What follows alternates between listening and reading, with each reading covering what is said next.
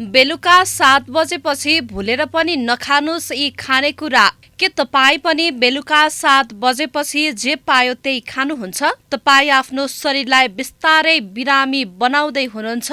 राति हाम्रो मेटाबोलिजम सुत्छ, तर हाम्रो यी चीज खाएर शरीरलाई ओभरलोड दिन्छौँ, जसले गर्दा क्यान्सरदेखि मुटुको रोगसम्म निम्तिन सक्छ।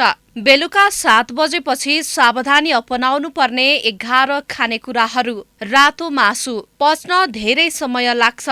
चिल्लो तारेको, कोलेस्ट्रोल र ग्यास्ट्रिकको जड। चिया कफी, क्याफिनले दिमागलाई सुत्न दिँदैन।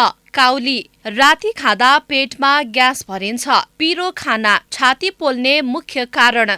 मिठाई, राति सुगर स्पाइक हुनु खतरनाक हो। कोल्ड ड्रिङ्क्स, शरीरमा बोसो जम्मा गर्ने मेसिन। अमिलो फल, एसिडिटी बढाउँछ। पिज्जा बर्गर, यो रातिको लागि विष बराबर हो। रक्सी, कलेजो र निन्द्रा दुवै बिगार्छ। धेरै नुन, बिहान शरीर सुन्निने समस्या ल्याउँछ।